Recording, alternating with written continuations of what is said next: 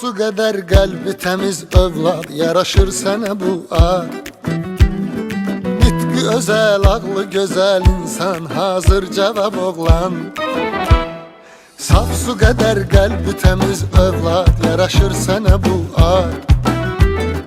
Nitqi özel, ağlı güzel insan, hazır cevap oğlan. Sana hoştu, dikkat edilsin her an. Elə fəal sanki yetişmir zaman. Sana hoştu, dikkat edilsin her an. Elə fəal sanki yetişmir zaman. Senin atanan getirdi, nəsiyyət verib yetirdi səni həyatımızı şən və mehriban.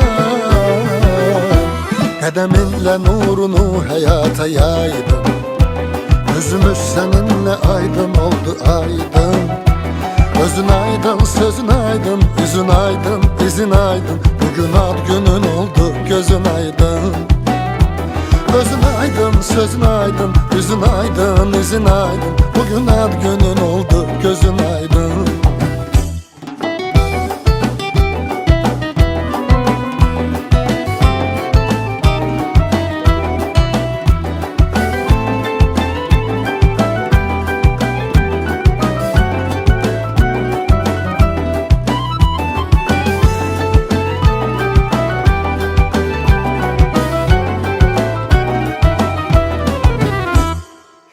Babanla iliniz eyni ildən, belə qismətə əhsən. Digərilə aylarınız eynən, bu deyil təsadüfən.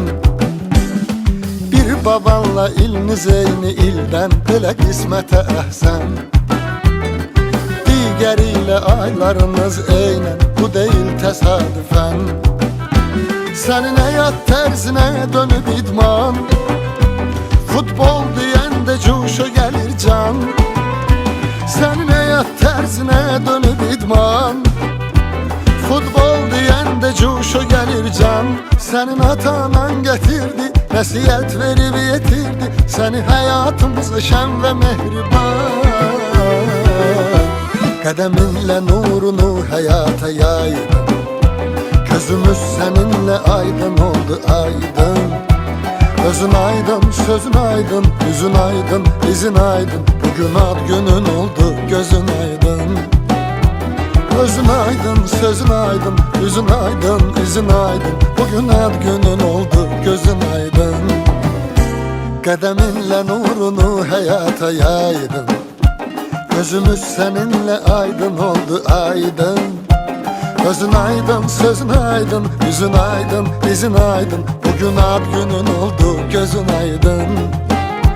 Gözün aydın, sözün aydın, yüzün aydın, izin aydın. Bugün ad günün oldu, gözün aydın.